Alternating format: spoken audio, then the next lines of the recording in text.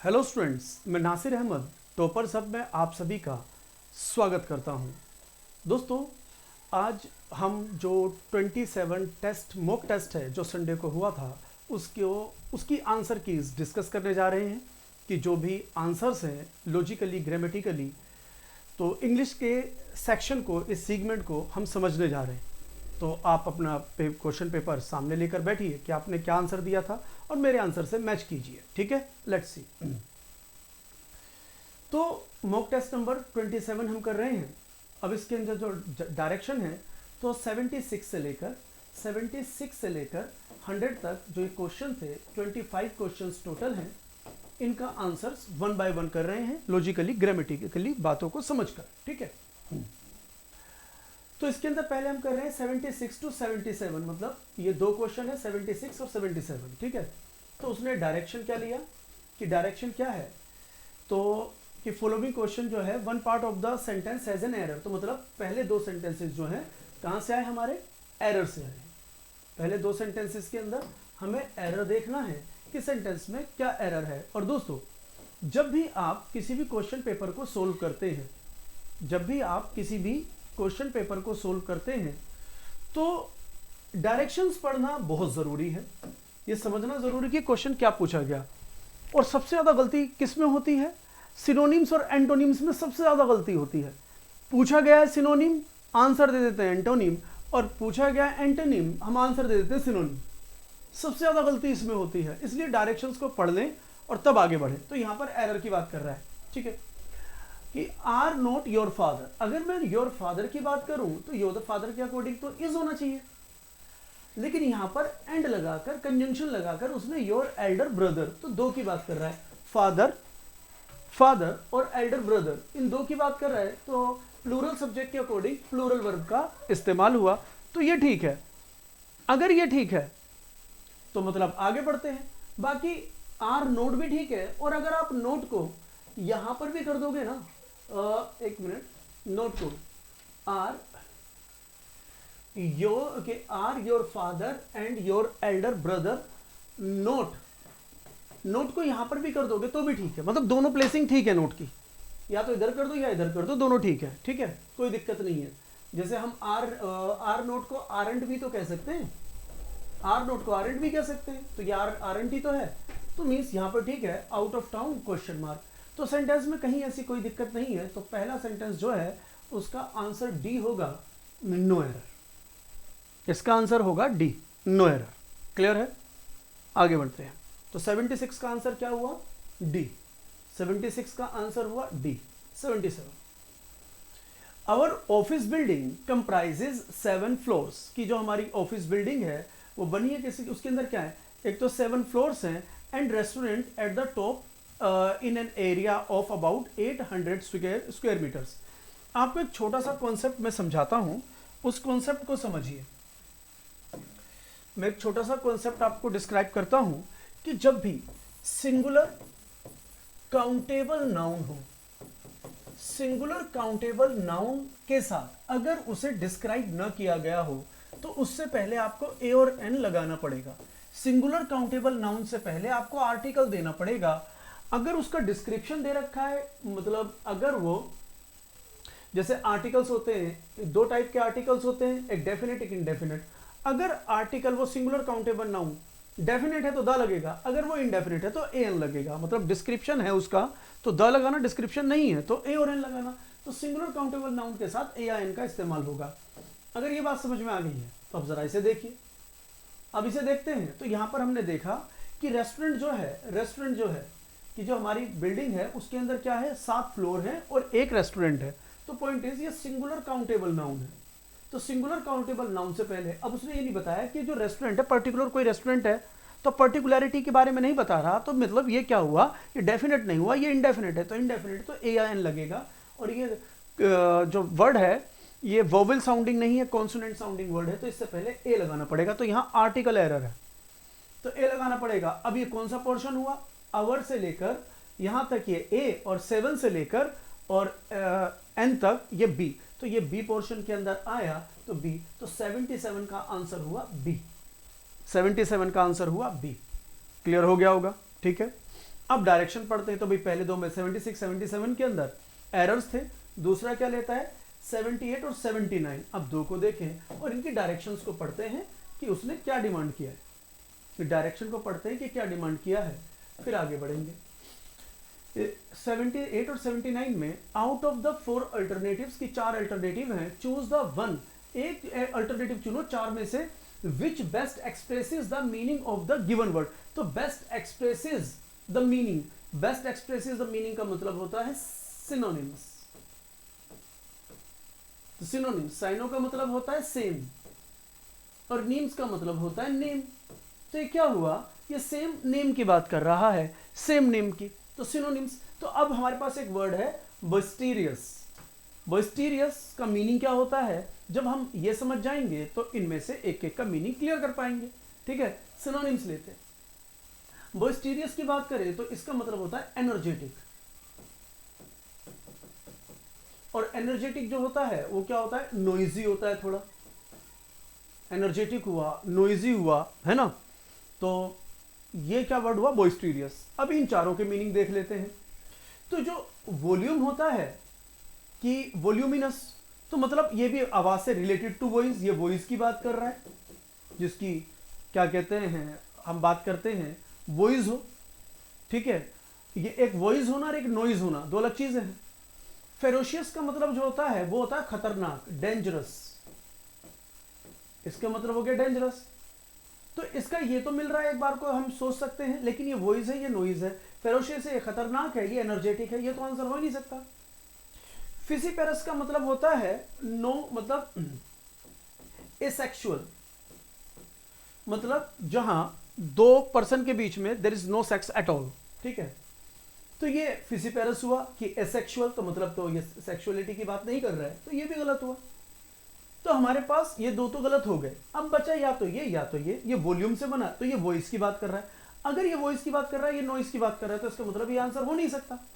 तो इसे कहते हैं हम, जो मैंने अभी तरीका बताया कि 4 ऑप्शन में से एक ढूंढना था, तो हमने 4 में से 3 गलत ढूंढ लिए।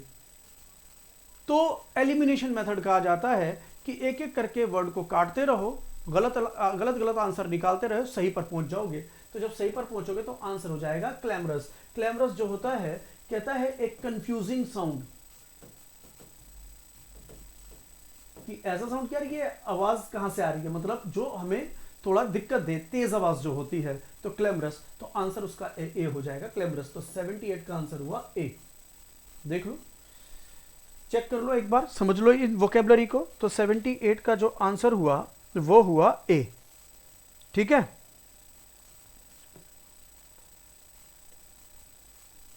अगला लेते हैं, हैगर्ड। अगला वर्ड क्या है हमारा सिनोनिम्स में, सिनोनिम में हैगर्ड। तो हैगर्ड जो होता है ना, दैट इज टायर्ड, थका हुआ, एग्जॉस्टेड। ठीक है ना, तो हैगर्ड का मतलब हुआ टायर्ड हुआ, थका हुआ। तो मतलब जो थका हुआ है, जो टायर्ड है, तो फिर वो उस वर्ड का मीनिंग क्या लेंगे हम कि जो थका हुआ है, टायर्ड है, तो वो हैगर्ड हुआ। बात करते हैं एक एक करके। रिडिकुल, रिडिकुलस मतलब ये होता है हास्यपद। अगर इसकी बात करें तो ये क्या हुआ, हास्यपद।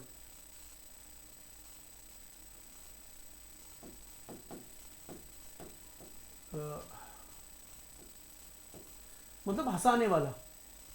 तो ये टायर्ड, एग्जॉस्टेड, ये हंसाने वाला, तो मतलब ये मीनिंग नहीं हो सकता। अब ये होता है टायर्ड, ये हो गया रिजेक्ट। रिजेक्ट मतलब किसी चीज का नो सिलेक्शन, तो ये भी नहीं हो सकता। सेन मतलब होता है बुद्धिमान, सेन का मतलब बुद्धिमान, और आईएन लगकर वर्ड हो जाता है नेगेटिव, जैसे डेफिनेट, इनडेफिनेट, ट्रांजिटिव, इंट्रांजिटिव। ठीक है ना, तो ये सेन मतलब बुद्धिमान, इनसेन मतलब पागल, मतलब इनसेन मतलब इनसेन ये पागल हो गया, क्रेजी। तो मतलब 3 गलत हो गए, तो आंसर ये हो जाएगा। फिर भी इमिशिएट का मीनिंग जो होता है दैट इज डिके होना, किसी चीज के अंदर डिके होना, कमी होना। तो जैसे टायर्ड होता है, एग्जॉस्टेड होता है, तो एक कमी, जो मतलब हमारे अंदर से, शरीर से एनर्जी निकल जाती है, तो किसी चीज का ह्रास हो रहा है, एनर्जी निकल रही है। तो यही बात होता है इमिशिएट का, डिके होना, किसी चीज में कमी आना, किसी चीज में कमी आना। तो आंसर हो जाएगा ए। डन। अगला लेते हैं, डायरेक्शंस ऑफ क्वेश्चंस 80 एंड 81। तो अब ये दो क्वेश्चन में क्या दिया गया है, in each of the following questions sentences are given with blanks to be filled in an appropriate word. तो अब क्या आ गया, ब्लैंक आ गया। अब दो जो सेंटेंस है हमारे पास ब्लैंक्स के हैं, अब ब्लैंक्स के सेंटेंस है, अब जरा इन्हें देख लेते हैं 80 एंड 81। तो इसको समझते हैं, इसके अंदर जो दिया ब्लैंक, अगर ब्लैंक्स की बात कर रहे हैं, ब्लैंक्स, एरर, सेंटेंस इंप्रूवमेंट, अगर हम इन तीन की बात करें तो इनके अंदर आपका ग्रामर का कोई भी पॉइंट आ सकता है, चाहे वर्ब से रिलेटेड हो, चाहे पार्ट्स ऑफ स्पीच से रिलेटेड हो, किसी से भी, कि वो tense, voice, narration, positive, conditional, noun, pronoun, adjective, verb, adverb, preposition, conjunction, कहीं से भी हो सकता है, ठीक, कहीं से भी, finite, non finite, gerund, blank, error, sentence improvement में ग्रामर का कोई भी हिस्सा हो सकता है। चल आगे बढ़ते हैं। इसने बोला John as well as his friends always dash ask या रिसीव्स, सीक्स या सॉट। अब इनमें से कौन सा वर्ड आना चाहिए, ठीक है। तो अगर मैं यहां पर ऑलवेज की बात कर रहा हूं तो ऑलवेज का मतलब है कि सेंटेंस के अंदर प्रेजेंट इंडेफिनिट टेंस होगा, ये कीवर्ड है जो प्रेजेंट इंडेफिनिट को इंडिकेट करता है। ऑलवेज आएगा तो जनरली सेंटेंस प्रेजेंट इंडेफिनिट बनेगा। अगर प्रेजेंट इंडेफिनिट बनेगा तो क्या कहते हैं, सॉर्ट्स। ये तो वैसे ही गलत हुआ, पता है क्यों, क्योंकि सॉर्ट वर्ब की सेकंड और थर्ड फॉर्म होती है, तो सेकंड फॉर्म में एस और यस नहीं लगता भाई। प्रेजेंट इंडेफिनिट प्लस सीक्स होता तो मतलब सीक की सेकंड और थर्ड फॉर्म सॉर्ट होती है, तो ये तो गलत से वैसे गलत हो गया। सेकंड फॉर्म में थोड़ी ऐसे और यस लगेगा। वेंट, गो की सेकंड फॉर्म में वेंट, वेंट के साथ वेंट्स करेंगे, कोई लॉजिक ही नहीं है। गो का ही तो गोज होगा, वेंट का वेंट्स नहीं हो सकता, तो ये तो वैसे गलत हो गया। अब आता है या तो आस्क बोले या रिसीव्स बोले या सीक्स बोले। तो कि जॉन एज वेल एज, कि जॉन उसके साथ साथ उसके जो फ्रेंड्स हैं, ऑलवेज कि डैश परमिशन, परमिशन को वो पूछते हैं, परमिशन को रिसीव करते हैं या परमिशन मांगते हैं ऑफ हिज, क्या कहते हैं, मदर, अपनी मदर से। जॉन और उसके दोस्त हमेशा परमिशन पूछते हैं, मांगते हैं या प्राप्त कर लेते हैं before going for a rugby match. कि जॉन और उसके दोस्त जब भी रग्बी मैच के लिए जाते हैं तो वो कि मदर से ना परमिशन लेते हैं। तो वो यहाँ पे जो परमिशन की बात आएगी तो परमिशन को पूछेंगे नहीं, परमिशन प्राप्त नहीं करेंगे, वो परमिशन को चाहेंगे। सीक, प्राप्त मतलब चाहना किसी चीज का, सीक मतलब चाहना, तो आंसर हो जाएगा सीक्स। देख लो, कुछ समझ में नहीं आए तो पूछना, देख लो कुछ समझ में नहीं आए तो पूछ लेना।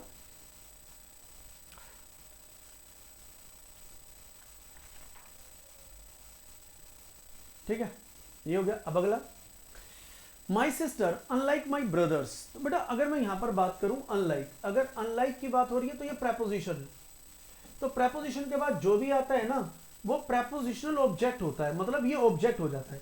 प्रेपोजिशन के जो बाद आएगा वो ऑब्जेक्ट है, तो अगर वो ऑब्जेक्ट है तो माई सिस्टर सब्जेक्ट हुआ, तो मीन्स जो भी वर्ब आएगी वो सिस्टर के अकॉर्डिंग लगेगी, जो भी वर्ब आएगी सिस्टर के अकॉर्डिंग लगेगी, ब्रदर के अकॉर्डिंग नहीं। तो my brother unlike my sister unlike my brothers, मेरी जो सिस्टर है ना मेरे भाइयों की तरह नहीं है, dash to have a career in engineering, कि जो इंजीनियरिंग में अपना कैरियर बनाना चाहती है, तो अपने भाइयों की तरह वो इंजीनियरिंग में जो है कैरियर नहीं बनाना चाहती है।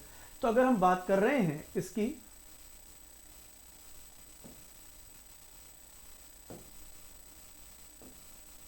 तो हमारे पास जो ऑप्शन है, तो अगर हम बात करते हैं कि सब्जेक्ट हमारा क्या होना चाहिए कि ब्रदर्स या सिस्टर,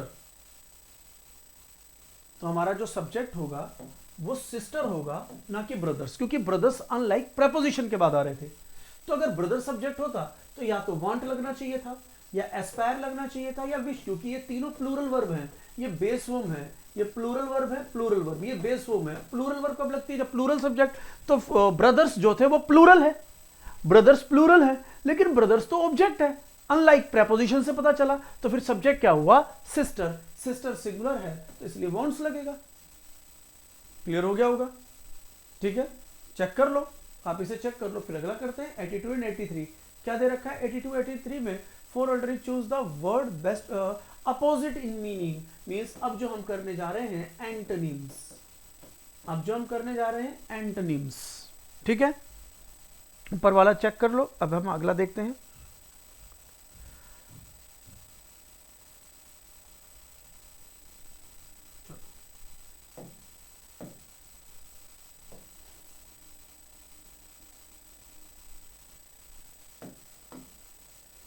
हाँ जी, बात करते हैं ऑस्टेंटेशन। ऑस्टेंटेशन क्या होता है? यहां पर अगर हम बात करें इसकी, तो इसका मतलब होता है शोई, जो चीज शो हो रही है, नजर आ रही है। तो ये जो चीज नजर आ रही है, तो इसको हम वल्गैरिटी में भी ले सकते हैं कि चीजें जो वल्गर होती हैं, कि अगर बॉडी पार्ट कोई नजर आ रहा है तो चीजें वल्गर होगी क्योंकि शो हो रही है, ठीक है। तो अगर ये वल्गर हुआ, शोई हुआ, तब इनके मीनिंग देख लें एक एक करके। तो यहां पर अगर हम बात कर रहे हैं, तो जो कॉमिकल होता है वही जो अभी बात कर रहे थे, रिडिकुलस, रिडिकुल, हास्यपद। तो ये तो हास्यपद हुआ। अगर ये रिडिकुल वर्ड है, हास्यपद है, हंसने वाली बात कर रहा है, तो ये तो हंसने वाली से ये तो हंसने वाली बात। अब हमें क्या चाहिए? एंटोनिम ढूंढना है, एंटोनिम। तो इन चारों के पहले मीनिंग निकाल लो, तो यहाँ पे दिक्कत हो जाएगी। तो सेन मतलब क्या हो गया? बुद्धिमान। इनसेन मतलब पागल, मतलब क्रेजी, है ना? पागल मतलब क्रेजी। और इसका अपोजिट ढूंढना है। स्वैंकी मतलब जो होता है क्लासी, मतलब जिसकी क्लास होती है, जिसे हम क्या कहते हैं, ऐसे कह सकते हैं ट्रेंडी, जो ट्रेंड में होता है, मतलब जिसका एक फैशन होता है कि फैशनेबल, फैशन में जो है, फैशनेबल जो है, तो क्लासी। स्वैंकी होता है क्लासी, फैशनेबल। मोडेस्ट जो होता है वो होता है सभ्य। मोडेस्ट जो होगा वो हो जाएगा सभ्य, किसी भी चीज की और सभ्यता को अच्छे, मतलब मैनर्ड, अगर हम कहें मैनर्ड। चलो तो अब मीनिंग देख लेते हैं। इसका मतलब है कि ये शोई वल्गर, मतलब जो चीजें नजर आ रही हैं वल्गर है, गलत है। तो वल्गर है तो फिर वो चीजें चाहिए होंगी जो वल्गर ना हो और अच्छी हो। तो मतलब हास्यपद तो इससे मैच नहीं करता, तो ये गया। पागल है तो ये भी गया। और मोडेस्ट है तो आंसर सी हो जाएगा। और स्वयं की भी आंसर नहीं है, तो आंसर हो जाएगा मोडेस्ट। मैनर्ड, ये मैनर के बाहर हो गया, ये मैनर के अंदर हुआ। तो 82 का आंसर हो जाएगा मैनर्ड। आप नोट कर सकते हैं, देख सकते हैं, समझ सकते हैं।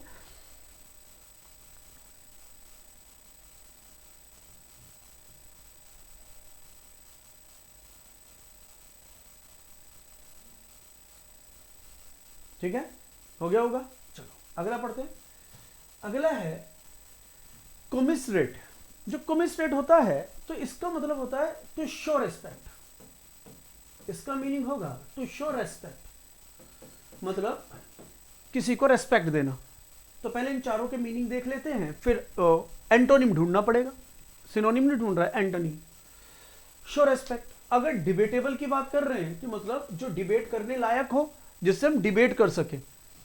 तो देखो, एक वर्ड होता है कि हम कर रहे हैं आर्ग्यूमेंट, और एक होता है डिस्कशन। तो डिबेट जो होती है डिस्कशन टाइप है, आर्ग्यूमेंट नहीं है। तो मतलब ये नेगेटिव पॉजिटिव दोनों हो सकती है।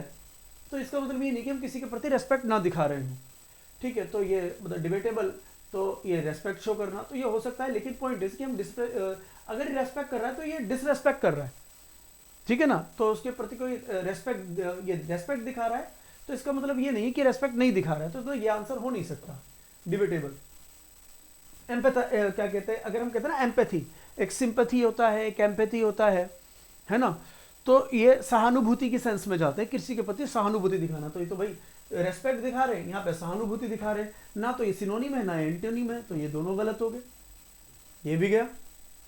लीजन जो होता है वो सैन्य टुकड़ी होता है, मतलब ये कोई ट्रूप होगा, ये सैन्य टुकड़ी होता है, सेना की कोई टुकड़ी, एक दल। ये सेना का एक दल होता है लीजन। तो मतलब इससे भी कोई लॉजिक नहीं है। तो 3 निकल गए, तो आंसर ये हो जाएगा। तो इंडिफरेंट जो होता है मतलब न्यूट्रल, न्यूट्रल होता है कि किसी के प्रति, जैसे भाई कोई खड़े हुए, सबने कहा कि भाई सर को आते के साथ ही good morning good morning good morning, वो एकदम न्यूट्रल बैठा हुआ है। तो भाई सब रेस्पेक्ट शो कर रहे हैं, तो अगर उसने रेस्पेक्ट शो नहीं करी तो वो डिसरेस्पेक्ट कर रहा है, तो डिसरेस्पेक्ट कर रहा है, तो इंडिफरेंट आंसर यही हो जाएगा। समझ में आ रहा है कि नहीं? तो ये क्या हुआ, एकदम न्यूट्रल, इंडिफरेंट। तो न्यूट्रल हुआ, इंडिफरेंट हुआ, तो मतलब एकदम उदासीन चीजों में आता है कि इसको हम कह सकते हैं ये उदासीन होता है, कि जो किसी के प्रति कोई चीज शो नहीं कर रहा है, ठीक है। अगला डायरेक्शन पढ़ लेते हैं पहले। 84 और 85 में आउट ऑफ द 4 अल्टरनेटिव्स, की 4 अल्टरनेटिव्स दिए गए हैं, choose the one which can be substituted for the given word और वर्ड्स। सब्सटीट्यूट तो मतलब ये आप जो हम कर रहे हैं दैट इज, अब जो हम कर रहे हैं that is one word substitution. अब जो कर रहे हैं हम वो one word substitutions. One word substitution बहुत अच्छे करने हैं तो वर्ड पार मेड इजी बुक कर लेना, बाकी वो मैं करवा ही रहा हूं बैच के अंदर, ठीक है।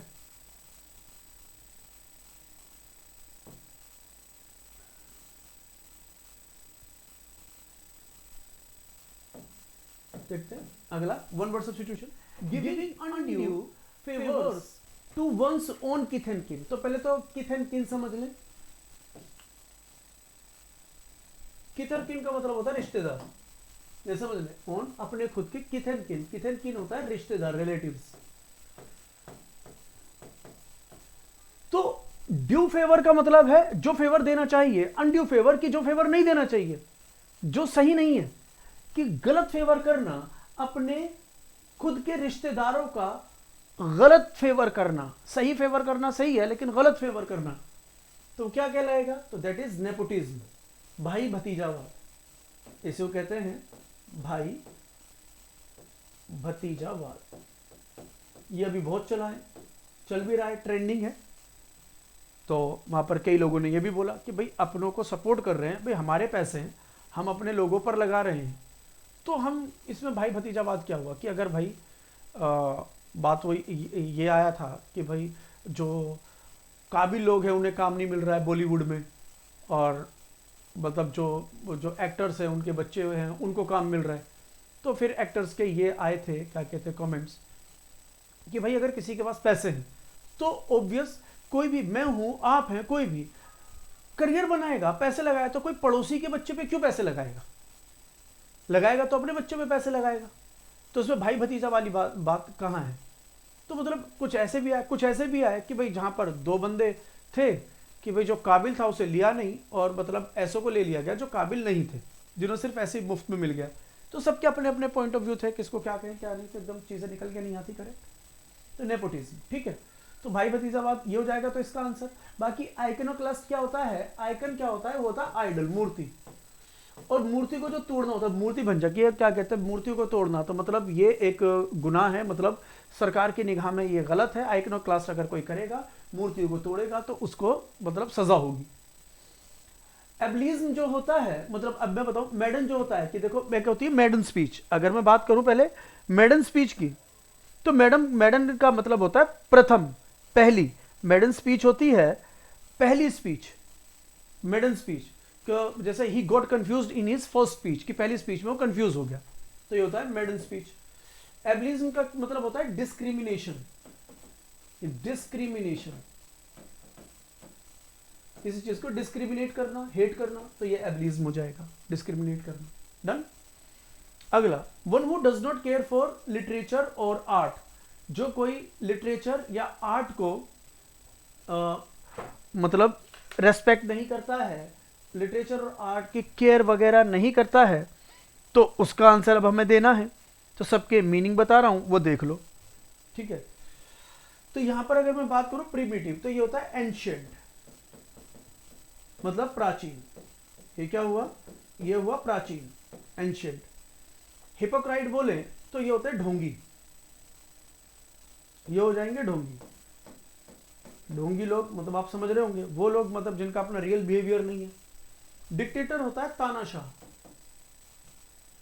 डिक्टेटर होता है तानाशाह, जिसके हाथ में लगाम आ जाए बस वो अपनी अपनी चलाए, दूसरों की ना सुने, अपना अपना काम बनाए, दूसरों की ना सुने। तो मीन्स अगर हम यहाँ पे बात कर रहे हैं तो ये तीनों का मीनिंग तो मिल ही नहीं रहा, तो फिर आंसर क्या हो जाएगा कि फिलिस्टाइन जो आंसर होगा वो बिल्कुल ठीक है। और फिलिस्टाइन को कहते हैं कि वो ऐसा इंसान जो literature does not care for literature और आर्ट की वो बिल्कुल भी केयर नहीं करता। तो मतलब इस टाइप का अगर सिनोनिम बोलूं तो इसे अनएजुकेटेड भी कह देते हैं, कि जो आर्ट वगैरह की परवाह नहीं कर रहा, कि अरे पढ़ा अनपढ़ है तभी तो नहीं कर रहा, तो फिलिस्टाइन कह देते हैं हम इसे। क्लियर हो चुका होगा, ठीक है। तो ये 84 85 अगला लेते हैं। 86 और 87 के अंदर क्या है, a part of sentence is underlined. एक पार्ट ऑफ सेंटेंस का एक पार्ट अंडरलाइन है।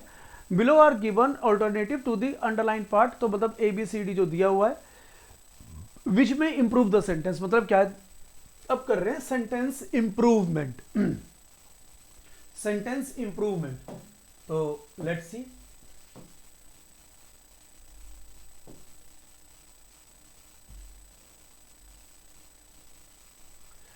यहां पर हमें ये देखना है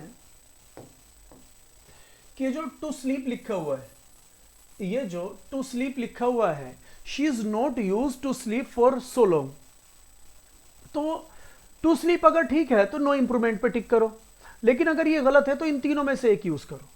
ठीक है, तो यहां पर आ गया यूज्ड टू स्लीप, तो means she is not use to sleep for so long, कि वो काफी लंबे समय तक नहीं सोया करती थी। और यूज टू जो आता है वो हैबिचुअल पार्ट होता है, पास्ट में ऐसा नहीं हुआ करता था, है ना, लेकिन उसने इस लगाकर कह दिया कि वो प्रेजेंट में ज्यादा नहीं सोया करती है, तो प्रेजेंट की हैबिचुअलिटी। तो यहां पर यूज टू को थोड़ा समझाता हूं मैं, समझे।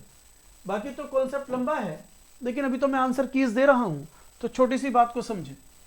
अगर यूज्ड टू से पहले नो वर्ब, कोई वर्ब नहीं है, समझ लो, बहुत छोटा सा पॉइंट में समझा रहा हूं, मतलब ट्रिक है, ट्रिक। यूज टू से पहले कोई वर्ब नहीं है तो इसके बाद V1 लगाओ।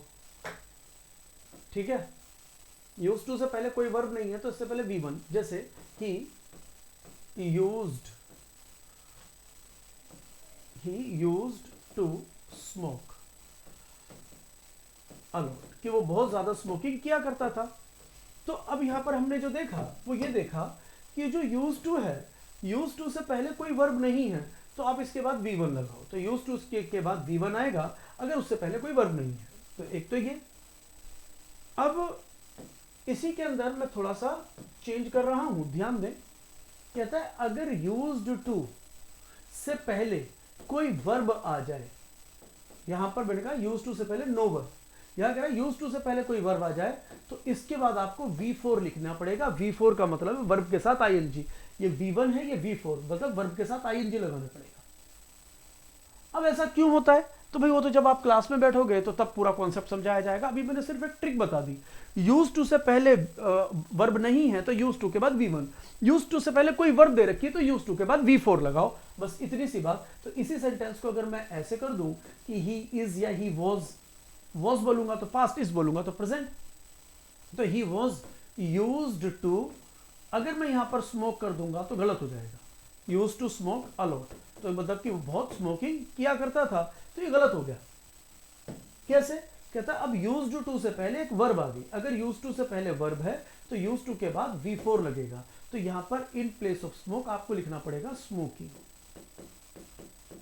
तो क्या बना, तो ही यूज टू स्मोक, इसका और इसका मीनिंग सेम है, ही यूज टू स्मोक अलॉट, कि वो बहुत स्मोक किया करता था, तो ये भी ही was use to smoking a lot, बहुत स्मोकिंग किया करता था, दोनों का मीनिंग सेम है, ये भी पास्ट हैबिट, ये भी पास्ट हैबिट, बस स्ट्रक्चर अलग है। बस अगर मैं यहां पे इज कर दूंगा तो ये प्रेजेंट हैबिट हो जाएगा। ठीक है ना, अगर ये बात समझ में आ गई है तो देखो, अगर ये बात क्लियर है तो आप आ जाओ इधर। तो she is not use to, तो बेटा अब यहां पर जो ये यूज्ड टू है, इस यूज टू से पहले इस वर्ब आ गया, अगर वर्ब आ गया तो इसके बाद हमें V4 देना पड़ेगा, स्लीप नहीं, तो बेटा टू के बाद V4 सी में ही तो है और किसी में तो है ही नहीं, यहाँ पे टू के बाद तो बी दे दिया ना, यहाँ पे टू के बाद स्लीपिंग देना है, टू स्लीपिंग, तो आंसर सी हो जाएगा। तो मतलब 87 का आंसर सी। ओके, 87 का आंसर हो गया सी।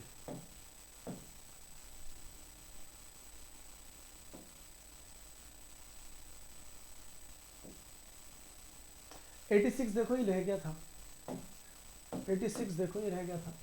William Shakespeare is the greatest of all other writers. तो बेटा ये सुपरलेटिव डिग्री का पॉइंट है, तो सुपरलेटिव डिग्री की बात करें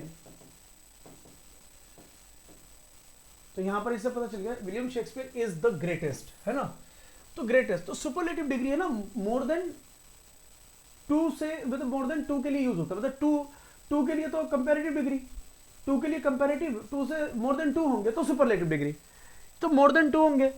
तो उसने यहां पे बोला ऑल द राइटर्स की, जो विलियम शेक्सपियर ना इज द ग्रेटेस्ट, वो महान था या महान है, ऑफ ऑल अदर राइटर्स, तो अदर बोलकर वो कुछ और बोलना चाहता है, दूसरे राइटर्स से।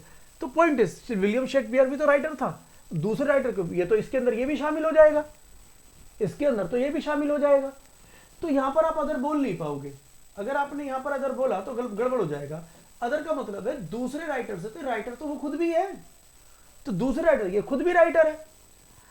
तो अब यहां पर बात है कि विलियम शेक्सपियर, तो यहां पर हमें क्या करना पड़ेगा, ऑल द राइटर्स कि सभी राइटर से जो है वो ज्यादा महान है, मतलब और कोई सेंस बनेगा नहीं।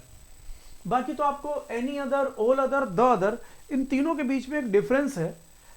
Any other, all other, the other, इनके बीच में डिफरेंस है, और वो it will take much time, वो मैं क्लास में समझाता हूँ, ये आधे पौने घंटे की बात है। लेकिन जनरल पॉइंट सुपरलेटिव डिग्री के पॉइंट ऑफ व्यू से यहाँ पे आंसर जो सेंस दे रहा है वो ऑल द दे रहा है, ठीक है ना। चलो ये मैंने समझा दिया आपको, ये मैंने आपको एक्सप्लेन कर दिया। अगला लेते हैं 88। अब 88 में क्या कह रहा है, डायरेक्शन फॉर क्वेश्चन 88 के लिए a sentence has been given in, ये वॉइस आ गया, अब वॉइस आ गया 88 में, सिर्फ 88 में जो आ गया हमारा वॉइस है, तो वॉइस समझ लेते हैं।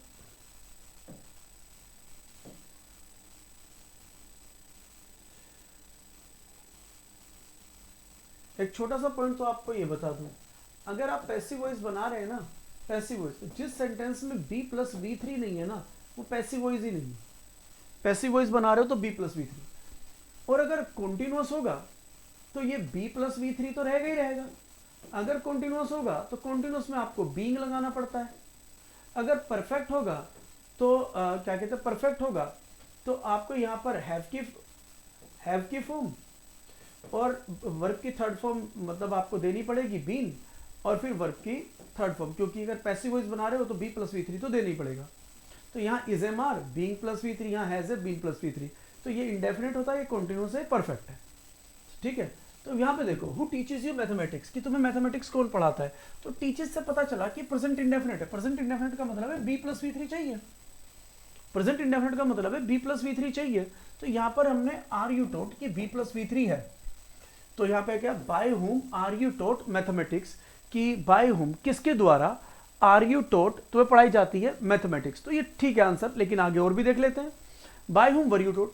जब भी एक्टिव वॉइस से पैसिव वॉइस में बदलते हैं, जब भी एक्टिव वॉइस से पैसिव वॉइस में बदलते हैं तो टेंस और सेंस नहीं बदलता, तो इसने टेंस बदल दिया। यहाँ पे प्रेजेंट इंडेफिनिट है, यहाँ पर पास्ट इंडेफिनिट कर दिया, तो मतलब ये गलत।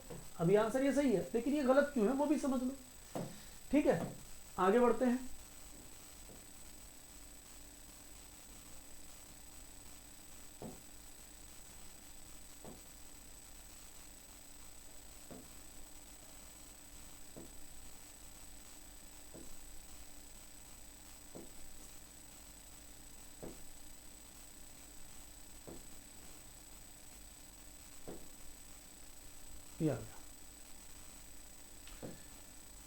कहता है by whom will you be taught. अब वहां पे टीचर्स था, तो भाई टीचर्स था तो प्रेजेंट इंडेफिनिट था, तो प्रेजेंट इंडेफिनिट को उसने फ्यूचर बना दिया, तो फ्यूचर गलत। तो कहता है by whom is taught by whom, तो ये कह रहा है mathematics is taught by whom, तो डब्ल्यूएच फैमिली हमेशा शुरू में आती है, तो डी भी गलत। तो आंसर हमारा ए हो गया, ठीक है। डब्ल्यूएच फैमिली वर्ड हमेशा शुरू में आएगा, जब भी क्वेश्चन पुट करोगे तो डब्ल्यूएच फैमिली वर्ड शुरू में आएगा। क्लियर हो गया? अब 89 और 90 में देख लेते हैं। 4 words are given out of which only 1 word is spelled incorrectly, मतलब स्पेलिंग्स आ गई हैं। स्पेलिंग में भी, अब स्पेलिंग में भी ध्यान से डायरेक्शन पढ़नी जरूरी है, क्योंकि कहीं वो पूछता है इनकरेक्ट स्पेलिंग निकालो, कहीं पूछता है करेक्ट स्पेलिंग निकालो। कभी करेक्ट निकालनी हो तो इनकरेक्ट निकाल दो, इनकरेक्ट निकालनी हो तो करेक्ट निकाल दो। तो भैया क्वेश्चन मतलब डायरेक्शन पढ़नी जरूरी है, तो इसने डायरेक्शन में क्या लिया, इनकरेक्ट, जो गलत है, इनकरेक्ट वर्ड निकालना है जो गलत है। तो चलो अब इनके अंदर देख लेते हैं कौन सा वर्ड गलत है। 89 और 90 के अंदर गलत वर्ड मतलब ढूंढना है हमें कि गलत वर्ड कौन सा है।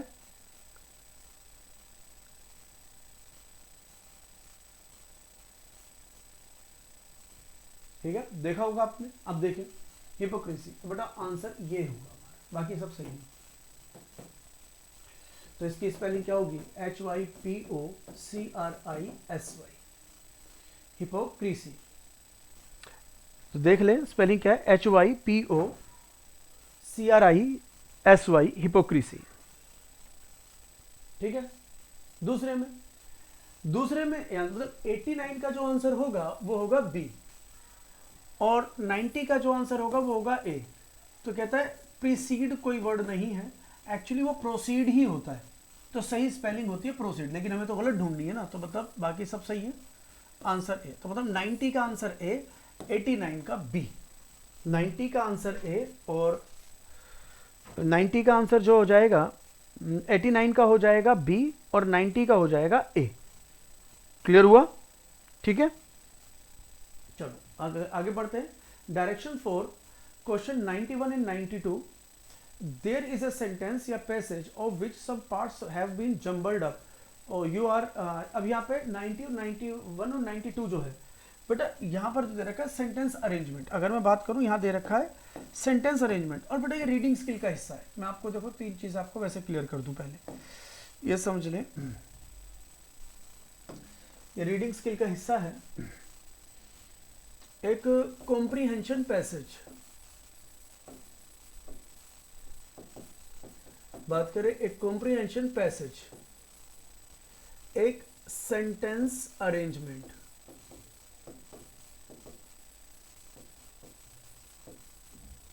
और तीसरा क्लोज टेस्ट।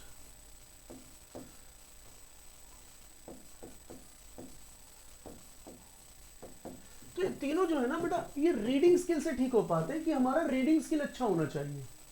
मींस इंग्लिश में जो लिखा हुआ है, इंग्लिश में जो लिखा हुआ है आप उसे इंग्लिश टू इंग्लिश समझ पाए ना। उसे कई बार क्या होगा कि मैं आपको आंसर भी बताऊंगा तो आपको लगेगा मेरे अकॉर्डिंग तो ये आंसर होना चाहिए, आपको ये लगेगा कि यार मेरे अकॉर्डिंग तो ये आंसर होना चाहिए, अब ये आंसर यही क्यों हो रहा है और कोई आंसर क्यों नहीं हो रहा।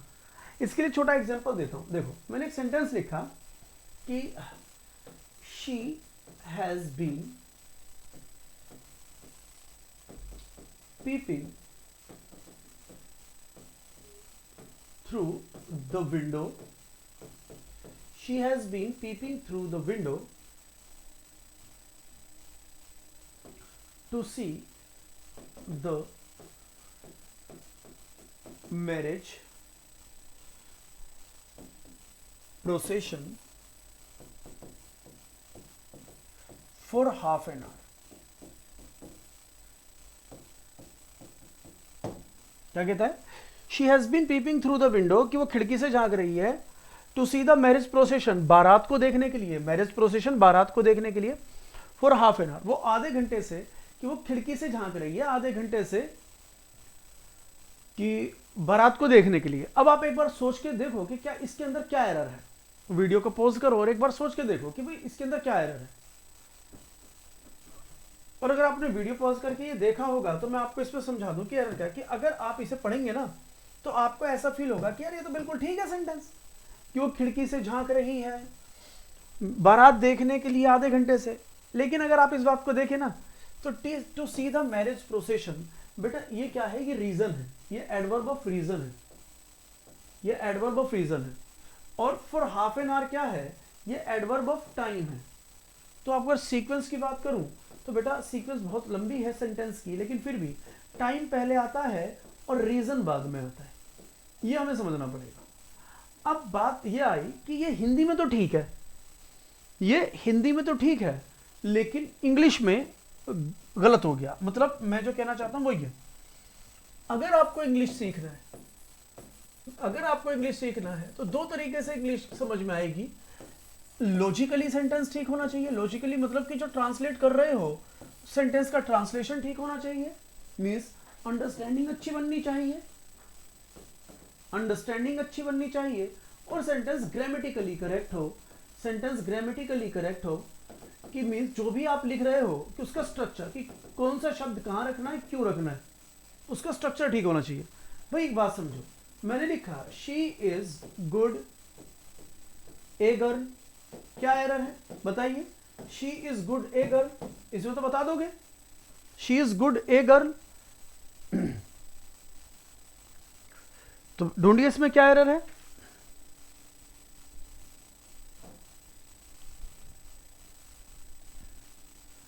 तो आपने देख लिया होगा, आप बताओगे कि भाई ए को पहले करो, she is good a girl नहीं होगा, she is a good girl. तो मतलब एक आर्टिकल की भी सीक्वेंस है ना, कहां रखना है भाई? एक आर्टिकल की भी सीक्वेंस है, किसे रखना कहां है?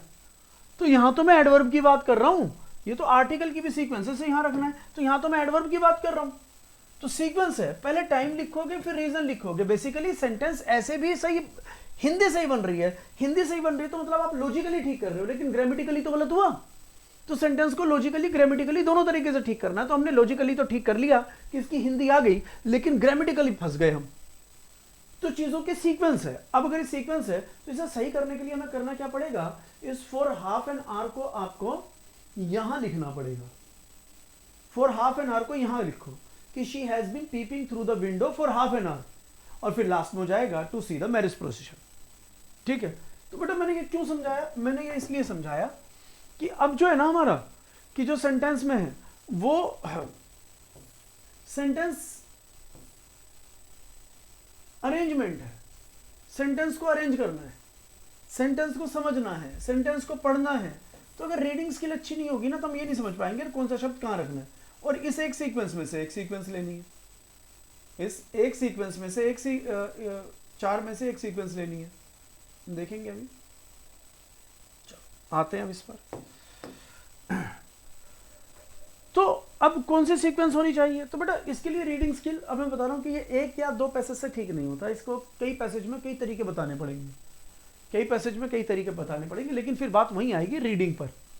तो अगर मैं बोलता हूं एंड, अब ये पहले ही एंड से शुरू हो गया, तो एंड से शुरू हो गया तो मतलब इससे पहले भी कुछ होना चाहिए, तो ये पहला पार्ट तो हो नहीं सकता, तो मतलब ये पहला पार्ट नहीं है, तो इससे कोई सीक्वेंस नहीं बनेगी, मतलब ए से मतलब पी से कोई सीक्वेंस नहीं बनेगी। तो अगर कहीं पी दे रखा होगा तो आंसर गलत होगा, मतलब पी नहीं दे रखा, इससे सीक्वेंस नहीं बनेगी। अब दूसरा बट भी दे दिया, बट देयर इज, बट का मतलब है कोई ना कोई और सिचुएशन भी दे रखी होगी, उसके बाद ये आया, तो मतलब इससे पहले भी सेंटेंस है, इससे पहले सेंटेंस है, तो मतलब इससे सेंटेंस शुरू नहीं होगा, इससे सेंटेंस शुरू नहीं होगा तो क्यू से सेंटेंस शुरू नहीं होगा, तो भाई क्यू से सेंटेंस शुरू नहीं होगा तो आंसर क्यू गलत हो गया, क्यू से सेंटेंस शुरू हो नहीं सकता, तो आंसर जो क्यू है वो हो गया गलत। समझ में आ रहा है कि नहीं। अब क्या कहता है, अगला कहता है and there are an infinitive number, तो एंड देयर, तो एंड देयर आर बोल रहा है तो एंड से भी शुरू, तो मतलब इससे पहले भी कुछ होगा, इससे सेंटेंस शुरू नहीं होगा, तो आर से भी सेंटेंस शुरू नहीं होगा, आर से है भी नहीं, तो मींस सेंटेंस का जो मतलब ये पैसेज का जो पहला सेंटेंस है वो एस से होगा। अब एस तो तीन जगह पर है, तो मींस आंसर ए में नहीं, या तो इसमें या इसमें या इसमें, आंसर तीनों में से एक जगह में है। तो पढ़ के देख लेते हैं, तो पहला सेंटेंस बनेगा ये, तो एस ये। ए लाई इज व्हेन, कहते एक झूठ जो होता है ना, एक झूठ जो होता है व्हेन यू से, कि एक झूठ होता है कि जब तुम ये कहते हो समथिंग हैपेंड, कि कुछ हुआ, विच डिडंट हैपन, लेकिन वो तो हुआ ही नहीं है। भाई झूठ क्या है, झूठ क्या होता है, जब तुम ये कहते हो कि ऐसा हो गया लेकिन ऐसा तो हुआ ही नहीं है, तो तभी तो झूठ है। कि जो तुमने कहा कि ऐसा हुआ और ऐसा हो भी गया तो सच है। तो यही कहता है ए लाई इज, कि झूठ होता है व्हेन यू से, जब तुम कहते हो, क्या कहते हो, समथिंग हैपेंड, कि कुछ हुआ, व्हिच डिडंट हैपन, जो हुआ ही नहीं है भाई, तो वो झूठ होता है। तो मींस ये सही हो गया, तो ये बात बिल्कुल ठीक होगी। लेकिन इसके बाद जो आंसर बनेगा ना वो क्यों बनेगा, क्योंकि उसके बाद उसने बट दे दिया, बट बोलकर वो जो सिचुएशन बोल रहा है, तो यहां पे ये बोल रहा है कि भाई झूठ होता क्या है, कि there is only one ever thing which happened, कि सच क्या होता है। भाई इसने झूठ बताया, झूठ क्या होता है, जो तुम कहते हो कि होता है लेकिन वो हुआ ही नहीं, लेकिन फिर वो सच को बता रहा है कि but there is only ever one thing, कि कोई ऐसी चीज है विच हैपेंड, जो हुई at a particular time and a particular place, कि ये तो सच की बात कर रहा है कि कोई ऐसी चीज जो पर्टिकुलर टाइम पर्टिकुलर जगह पर हुई हो, अगर तुम वो डिस्कस कर रहे हो तो सच है। तो मींस ये झूठ ये हुआ तो सच ये हुआ, तो ये इसका अपोजिट है, अपोजिट है तो बट के कॉन्ट्राडिक्टरी को बताने के लिए बट बताना पड़ेगा। तो बट क्या हुआ, क्यू, तो मतलब इसका अगला आंसर जो होगा वो क्यू होगा। तो एस के बाद क्यू यहां पर भी है, एस के बाद क्यू यहां पर भी है, तो भाई इसके बाद एस के बाद आर है, तो ये भी गलत हो गया। तो फिर आंसर बी होगा या डी होगा, तो यहां पे पी पढ़ रहा है और यहां पर आर पढ़ रहा है। तो देखो ये रीडिंग से समझ में आएगा, जब आप इसे रीड करोगे तब बातें क्लियर होंगी, एकदम एक पैसेज दो पैसेज से होगा नहीं, धीरे धीरे बात समझ में आती है। और हर पैसेज में एक अलग सिचुएशन निकल कर आ जाती है जो हमें एनालाइज करवाती है कि कौन सी सीक्वेंस सही रहेगी। और ये प्रैक्टिस से आते हैं, ये सब चीजें प्रैक्टिस से आती हैं। चलो आगे बढ़ते हैं। अगर आगे बढ़ते हैं तो एस के बाद क्यू हो गया, एस के बाद क्यू हो गया। अब या तो पी आर, या तो पी है या आर है, या आर है या पी है, या तो अगला ये है फिर ये है। तो मतलब जो फाइनल कंक्लूजन दे रहा है वो लास्ट हो जाएगा। भाई अगर ये फाइनल कंक्लूजन दे रहा है तो मतलब बी लास्ट हो जाएगा, ये फाइनल कंक्लूजन दे रहा है तो डी लास्ट हो जाएगा। तो अब इनको पढ़कर देख लो। And if I think about something, अगर मैं कुछ सोचता हूं किसी चीज के बारे में, विच डिडंट हैपन, जो हुई ही नहीं, आई स्टार्टेड थिंकिंग, तो मैं भाई सोचना शुरू कर देता हूं about all the other things, और दूसरी चीजों के बारे में विच डिड हैपन। कह रहा है कि अगर मैं सोचता हूं कोई ऐसी चीज जो हुई नहीं, तो बेटा मेरे दिमाग में सारी चीजें ऐसे आने लगती हैं जो हुई ही नहीं है, तो मतलब मैं कोरिलेट कर देता हूं। तो एक ये कंक्लूजन ले रहा है थोड़ा, लेकिन फिर भी देख लो इसे। And there are an infinite number of things which didn't happen at that time and that place. लेकिन अब ये इसका कॉन्ट्राडिक्टरी हो रहा है, मतलब इसको बता रहा है, तो मतलब क्यों के बाद आर आ रहा है, तो ये बता रहा है इसका लास्ट होना। तो लास्ट होना बता रहा है, तो मतलब पी अगर लास्ट बन रहा है तो पी यहां पर है, तो आंसर ये हो जाएगा। तो ये कैसे बेटा, रीडिंग से समझ में आता है, फिर बता रहा हूं एकदम समझ में नहीं आएगा, कुछ चीजें टाइम लेती हैं। और ये मैंने थोड़ा सा जल्दी में भी बता दिया, क्योंकि जब क्लास में बैठते हैं तो बच्चों को एक टाइम दिया जाता है प्रॉपर, कि पैसेज लगाओ दिमाग, लगाओ दिमाग, और फिर डिस्कशन होता है आधे पौने एक घंटे का, मतलब एक क्लास में एक ही डिस्कस होता है, तो उसमें जाता है आधा पौना एक घंटा। अभी मेरे को आंसर कीज बतानी है, तो इसके अंदर मैंने क्या बताया, धीरे धीरे आप देखते रहोगे, हर हफ्ते आते रहेंगे, हर हफ्ते आप इन्हें देखो, तो कहीं कुछ पॉइंट में डिस्कस करता रहूंगा, तो धीरे धीरे चीजें समझ में आ जाएंगी। ठीक है, चलो। लेकिन रीडिंग स्किल पर ध्यान रखो, आप कुछ भी पढ़ो, द हिंदू न्यूज़पेपर पढ़ो, कॉमिक्स पढ़ो, पॉलिटी की इंग्लिश की पॉलिटी की बुक पढ़ो, हिस्ट्री की इंग्लिश की पॉलिटी की बुक पढ़ो, कुछ भी पढ़ो, इंग्लिश में पढ़ो, विकिपीडिया पढ़ो, इंसाइक्लोपीडिया पढ़ो, जो मन में आ रहा है वो पढ़ो, लेकिन इंग्लिश में पढ़ो। रीडिंग स्किल अच्छी होगी, ये समझ में आने लगेंगे। ठीक है, अगला पकड़ते हैं। तो इसका आंसर क्या हुआ, ये कौन सा था, 91। तो 91 का हो जाएगा डी बेटा, 91 का हो जाएगा डी। अब आते हैं 92 पर। अब 92 पर आए,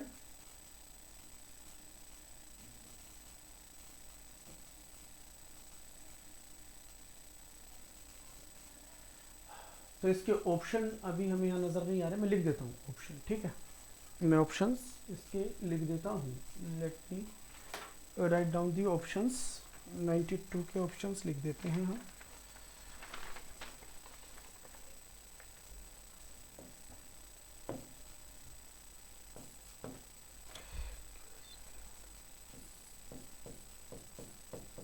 पहला है QSPR, B QPRS, C है PSRQ,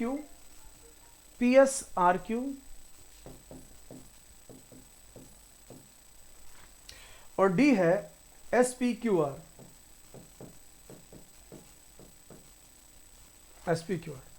तो देखो यहां पर, अब इनमें से एक ढूंढना है आंसर, तो एक एक करके देखते हैं कि भाई आंसर क्या होगा। तो the magnitude of the interdependence क्या होता है, एक दूसरे पर निर्भर होना। ठीक है, इंटरडिपेंडेंस क्या होता है, एक दूसरे पर निर्भर होना। तो यहां पर इंटरडिपेंडेंस की बात कर रहा है, और मैग्नीट्यूड क्या होता है, किसी चीज का भी, मतलब यहां पर परिणाम की बात कर रहा है, यहां पर किसकी बात कर रहा है, परिणाम की। The magnitude of the interdependence depends on the technique of production causing the shifts in the food supply curve। तो मैं यहां पे अगर बात बताऊं तो देखो, जैसे यहां पे Q आ रहा है, यहां Q आ रहा है, यहां P आ रहा है, यहां S आ रहा है, तो आंसर या तो QQ में है या PS में है। आंसर या तो QQ में या PS में, मतलब आंसर या तो Q से बनेगा, मतलब पहला या तो QQ होगा या P होगा या S, मतलब R पहला हो ही नहीं सकता, R पहला हो ही नहीं सकता।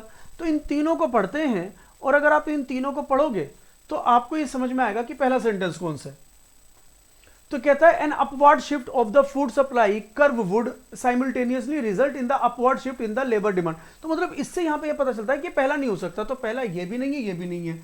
तो बात अगर हम बात कर रहे हैं कि अगर हम बात करें तो पहला जो बनेगा ये, और ये नहीं है, तो ये बनेगा कि इंटरडिपेंडेंस, जो हम निर्भर होते हैं of food and labour market, कि इंटरडिपेंडेंस है कौन भाई, खाना और लेबर मार्केट, कि भाई अगर फूड लाया जा रहा है तो लेबर लेकर आ रही है, तो दोनों एक दूसरे पर इंटरडिपेंडेंस है, इज इंपॉर्टेंट। वो इंपॉर्टेंट है for the development of process, कि डेवलपमेंट प्रोसेस के लिए फूड भी जरूरी है और लेबर मार्केट भी जरूरी है, दोनों इंपॉर्टेंट है।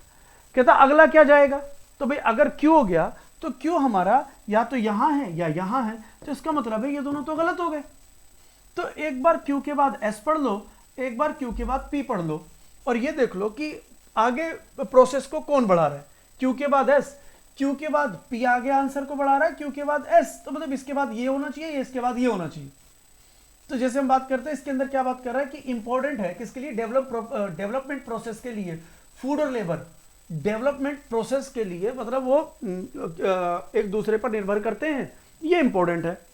तो एक दूसरे पर निर्भर करते हैं, तो कहता है एन अपवर्ड शिफ्ट, अगर ऊपर की तरफ जा रही है कोई shift in the food supply, अगर ऊपर की तरफ उठ रहा है कर्व, तो ये मतलब ऊपर की तरफ कर्व हो रहा है, वुड साइमल्टेनियसली रिजल्ट, तो इसका रिजल्ट आएगा in upward shift in the labour demand curve. तो यहां पर ये इसको और इसको इंटरडिपेंडेंस बता रहा है कि जो लेबर डिमांड, जैसे अगर फूड शिफ्ट ऊपर जाएगी तो भैया जी लेबर डिमांड कर्व भी तो ऊपर ही उठेगा, अगर वो नीचे जाएगी तो नीचे जाएगा। तो इस क्यू के बाद एस बन रहा है, तो क्यू के बाद जब एस मीनिंग आ रहा है तो क्यू के बाद ये पी आ रहा है तो ये एस आ रहा है, तो आंसर ए हो जाएगा। तो हमारे जो 92 है इसका आंसर हो जाएगा ए। बेटा क्या है कि देखो मैंने भी इसे पढ़ा था, जब मैंने पढ़ा तो मैंने एहसास कर लिया कि यार ये क्या कहना चाह रहा है, लेकिन पॉइंट यहां पर ये आता है कि आपकी रीडिंग स्किल जब तक ठीक नहीं होगी बात बनेगी नहीं। और ये सब चीजें मैं क्लास के अंदर थोड़ा डिटेलिंग में कराता हूं। अब मैंने 2 पैसेज एकदम तुरंत 1-2 मिनट में बता दिए, तो मतलब इसको बताने के लिए मैं लेता हूं, जैसे अगर 3 घंटे की क्लास है तो फर्स्ट हाफ मतलब पहले पैसेज में निकल जाएगा, तो ये चीजें थोड़ा टाइम लेती हैं, तो इनको मैंने थोड़ा जल्दी बस आंसर के रूप में बता दिया। तो यहाँ पर इन सब चीज़ों को जज मत करना अभी, ठीक है ना, बाकी और सब चीज़ें देखना, क्योंकि ये सब चीज़ें थोड़ा रीडिंग में टाइम लेती हैं। एक आध बार आप मेरी क्लास कर लोगे उसके बाद ये छोटी छोटी बातें समझ में आ जाएंगी। अगर आप एक आध बार मेरी क्लास अटेंड कर लोगे ना, जब इसकी सेंटेंस अरेंजमेंट की मेरी क्लास अटेंड कर लोगे, या क्या कहते हैं क्लोज टेस्ट की और कॉम्प्रिहेंशन की, अगर मेरी क्लासेस अटेंड कर लोगे एक एक, उसके बाद ये छोटी छोटी बातें 1-1 मिनट में समझ में आ जाएंगी, ठीक है। अगला लेते हैं 93। अब डायरेक्ट इनडायरेक्ट स्पीच आ गया, अब क्या आ गया, नरेशन। Direct indirect speech 93।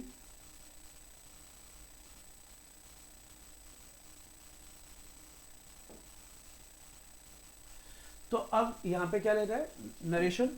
तो आंसर लेते हैं। I don't know the answer, do you, मैं आंसर नहीं जानता, क्या तुम जानते हो। शी आस्क्ड, उसने पूछा। तो यह 2 बात आ गए, शी ने एक तो ये पूछा है और एक ये बताया है, 2 बातें।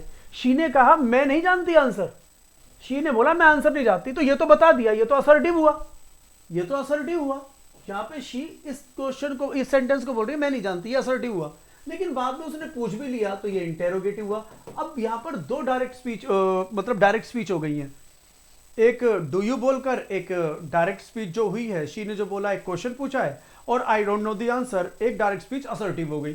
तो अब इसको असर्टिव से बना दो, इसको इंटेरोगेटिव से बना दो, तो इसे असर्टिव इसे इंटेरोगेटिव से बनाओ। तो देखो she asked me if I knew the answer which she didn't, कहते शी आस्क्ड मी, उसने मुझसे पूछा, आई न्यू द आंसर कि क्या मैं आंसर जानता हूं, आंसर विच शी डिडंट जो वो नहीं जानती थी।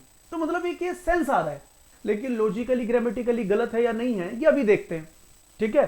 शी आस्क्ड मी, उसने मुझसे पूछा, if I knew the answer कि क्या वो आंसर जानती है, विच आई डिडंट जो मैं नहीं जानता, कि जो वो शी नहीं जानती थी। लेकिन पॉइंट इज क्या ये इससे मैच कर रहा है, मैच करना है कि ये इंटेरोगेटिव की नो का हमने जो बोला न्यू कर दिया, शी आस्क्ड बोला, तो चीजें मैच हो रही हैं क्या, असर्टिव इंटेरोगेटिव। एक बार देखो फिर अगला पढ़ते हैं। देखो मैं अभी आंसर नहीं बता रहा हूं, अभी मैं इनका मीनिंग बता रहा हूं। She said that, अब said that she didn't know the answer and did I know it। अब एक बात बताओ, इनडायरेक्ट स्पीच के अंदर पहले सब्जेक्ट आएगा और बाद में वर्ब आएगी इनडायरेक्ट स्पीच में। तो इसने पहले वर्ब और बाद में सब्जेक्ट दे दिया, ये तो गलत ही है। ये ठीक हो भी सकता है लेकिन ये तो गलत ही है, क्योंकि आपको मतलब आई को पहले और डिड को बाद में करना था, आई को पहले और डिड को बाद में करना था, लेकिन उसने आगे पीछे कर दिया, तो आंसर हो गया गलत। अब ये आंसर हो गया गलत, ठीक है, ये हो सकता है, लेकिन अभी देखते हैं कि है कि नहीं। ये गलत है, इसे पढ़ते हैं। शी सेड दैट, शी ने कहा, she didn't know the answer कि वो आंसर नहीं जानती, एंड आज और ये पूछा। तो यहां कह रहा है उसने कहा, क्या कहा कि भाई यहां पे कहा का मतलब है कि वो आंसर नहीं जानती, तो ये असर्टिव है, तो असर्टिव को दैट से जोड़ दिया, भाई असर्टिव को दैट से जोड़ दिया। एंड आस्क्ड मी, और फिर भाई उसने पूछा, अगर पूछा तो फिर उसने इंटेरोगेटिव से कि इफ आई डिड कि क्या मैं जानता हूं, तो प्रेजेंट इंडेफिनिट को पास्ट इंडेफिनिट। तो मतलब आंसर ए भी हो सकता है, सी भी हो सकता है। अभी ए और सी को कंपेयर कर लेंगे। डी देखें, शी टोल्ड मी दैट, अब भाई टोल्ड जो होता है वो ट्रांजिटिव वर्ब होता है, बिना ऑब्जेक्ट के यूज होता नहीं है, तो मतलब यहाँ पे डी भी गलत। तो आंसर या तो ए है या सी। अब ए और सी में फर्क क्या है? तो पहले उसने बोला है और बाद में पूछा है, और इसने पहले पूछ लिया और बाद में बताया, तो ये गलत हो गया। भाई उसने पहले बताया है, बाद में पूछा है, तो इसने यहां पर पहले बताया कि भाई आंसर नहीं जानती और बाद में पूछा है, तो आंसर ये हो गया। तो आंसर हो जाएगा सी। देख लो सीक्वेंस, पहले उसने बताया बाद में तो पूछा है, उसने पहले पूछ लिया और बाद में बताया, तो मीनिंग बिगड़ गया। तो जब हम डायरेक्ट स्पीच से इनडायरेक्ट स्पीच में बदलते हैं, कुछ भी बदले मीनिंग नहीं बदलना चाहिए, कुछ भी बदले मीनिंग नहीं बदलना चाहिए। अब 94 एंड 95 इन दोनों के अंदर फॉलोइंग क्वेश्चन में fall and alternatives has been given the idioms and phrases आ गया, इडियम्स एंड फ्रेजेस आ गया। तो इडियम्स एंड फ्रेजेस की बात कर रहे हैं, तो pillar to post, pillar to post की बात करें तो यहां पर वो बात करेगा from one place to another. देखो ये तो डायरेक्ट मीनिंग की बात है। पिलर टू पोस्ट मतलब यहां से लेके वहां तक, बहुत लंबा दूरी तक, तो वन प्लेस टू अनदर, एक जगह से दूसरी जगह, तो इसका आंसर हो जाएगा ये। दूसरा हॉब्सन्स चॉइस। चलो इसकी एक स्टोरी बता देता हूँ हॉब्सन्स की। हॉब्सन है ना, एक ऐसा पर्सन था जिसके पास 40 घोड़े थे। ये रियल की स्टोरी बता रहा हूँ मैं, वैसे नहीं है, फेक नहीं है। तो हॉब्सन एक ऐसा बंदा था जिसके पास 40 घोड़े थे। तो जो 40 घोड़े थे, तो उसने घोड़ों को बेचने के लिए एक मतलब एक कोटेशन लिखी, एक वो निकाली, सेल करने के लिए एक तरीका निकाला। उसने बोला कि मेरे पास 40 घोड़े हैं, चाहे तो तुम इस घोड़ों को खरीद लो और चाहे मत खरीदो। तो लोग कह रहे यार ये क्या चॉइस, यही तो होता है हमेशा भाई, जनरली आप मार्केट में जा रहे हो या तो खरीदोगे या नहीं। तो उसने ऐसी क्या तरकीब निकाली जो वो ऐसा बोल रहा है कि चाहे घोड़े खरीदो या मत खरीदो। तो मींस हॉब्सन ने एक चॉइस रखी घोड़े खरीदने के लिए, चाहे खरीदो या चाहे मत खरीदो। तो कह रहा अगर तू ये चॉइस नहीं रखता तब भी तो यही चॉइस थी, तो बेसिकली वो चॉइस थी ही नहीं, फेक चॉइस जिसका कोई मतलब ही नहीं बनता। तो हॉब्सन्स की चॉइस का मतलब होता है no real choice at all, कि भाई वो रियल चॉइस है ही नहीं। हॉब्सन्स की चॉइस, उसने ऐसी चॉइस रखी जो बेसिकली चॉइस थी नहीं, और ये रियल की कहानी थी, वहीं से ये बात निकल गई। तो यहां पर जो आंसर होगा no real choice at all, कि बिल्कुल भी रियल चॉइस ना होना। ठीक है, आते हैं अगले पर।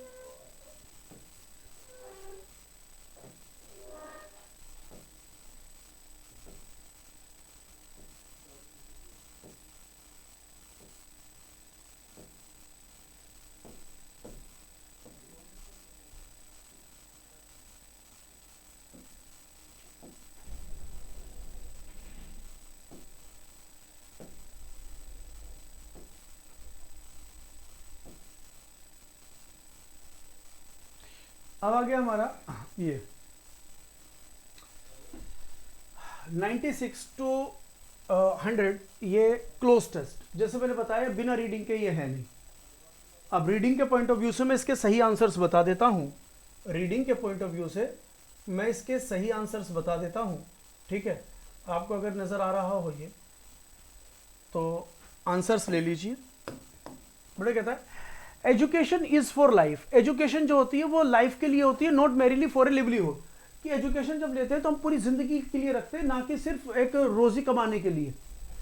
तो आगे कहता है as long as we are unmindful of this truth. अगर हम इस ट्रूथ को दिमाग में नहीं रखेंगे, तो अगर हम कि भाई एज लॉन्ग, जब तक हम इस ट्रूथ को दिमाग में नहीं रखेंगे, तो आपको है कहता है जब तक हम इस ट्रूथ को दिमाग में नहीं रखेंगे, कहता है द क्वालिटी, कहता है the quality of our educational curriculum, कि अगर हम इस बात को दिमाग में नहीं रखेंगे, किस बात को, कि जो एजुकेशन प्राप्त कर रहे हैं वो सिर्फ एक रोजी रोटी कमाने के लिए नहीं, अपनी जिंदगी को व्यतीत करने के लिए हम अपनी एजुकेशन प्राप्त कर रहे हैं। अगर हम इस बात को नहीं समझेंगे, इस बात की सच्चाई को नहीं समझेंगे, तो द क्वालिटी, जो क्वालिटी है हमारे, जो क्वालिटी किस चीज की quality, the quality of educational curriculum, जो हमारा एजुकेशनल करिकुलम है उसकी जो क्वालिटी है, as well as that of our teachers, और जो टीचर्स की क्वालिटी है, जब तक ये समझ में नहीं आएगा टीचर्स एंड स्टूडेंट्स की जो क्वालिटी है, इज लाइकली टू रिमेन, तो वो जो रह जाएगी, is likely to remain inadequate, तो मतलब वो अपर्याप्त रह जाएगी। अगर हमें मकसद नहीं मिलेगा, अगर हमारा मकसद एजुकेशन का ये रहेगा, हमारा एजुकेशन का मकसद ये रहे कि सिर्फ हम रोजी रोटी कमा रहे हैं, तो मीन्स ना तो टीचर्स का मकसद पूरा हो रहा है, वो इनएडिक्वेट है, और ना ही स्टूडेंट्स का मकसद पूरा हो रहा है, ना ही करिकुलम जो हम सब सिलेबस बना रहे हैं उसका पर्पस पूरा ही नहीं हो रहा। टीचर्स का, स्टूडेंट्स का, करिकुलम का पर्पस तभी पूरा होगा जब हम ये समझेंगे कि एजुकेशन को हम लाइफ के लिए इस्तेमाल करते हैं, ना कि लिवलीहुड के लिए। ठीक है, आगे क्या कहता है, students is likely to remains inadequate रह जाएगा। तो it is not enough for a society, और सोसाइटी के लिए ये एनफ नहीं है टू हैव एक्सपर्ट्स, कि वो मतलब इस चीज में एक्सपर्ट्स को रखे। इट नीड्स ह्यूमन बींग्स, कि उसको ह्यूमन बींग की जरूरत है, whom कैन थिंक, कि वो ह्यूमन बींग जो सोच सके, फील कर सके, एंड एक्ट जनरसली, और उस रिगार्डिंग एक अच्छा काम कर सके। The kind of people who can not be replaced by, यहां पे रिप्लेस्ड बाय है कि हमें ऐसे लोग चाहिए जिन्हें रिप्लेस नहीं किया जा सकता कंप्यूटर से और या फिर रोबोट से रिप्लेस नहीं किया जा सकता। हमें ऐसे ह्यूमन बीइंग चाहिए, मतलब ऐसे एजुकेटेड लोग चाहिए जो एक्ट कर सके जनरसली, फील कर सके, बात को समझा सके, समझ सके, ऐसे लोग चाहिए। और ऐसे लोगों को ना कोई कंप्यूटर रिप्लेस कर सकता है और ना ही कोई रोबोट। तो बेटा आंसर मैंने दे दिए, 96 का होगा डी, 96 का डी, 97 का सी, 98 का डी, 99 का ए और 100 का सी। तो बेटा ये हमारे जो सेट पेपर था 27027 उसकी आंसर कीज 25 क्वेश्चन की मैंने दे दी। ठीक है, अब अपने घर पे हैं, सुरक्षित रहें और पढ़ते रहें, ऊपर वाला आपको कामयाब करे। मिलते हैं अगली क्लास में, तब तक के लिए जय हिंद, जय भारत।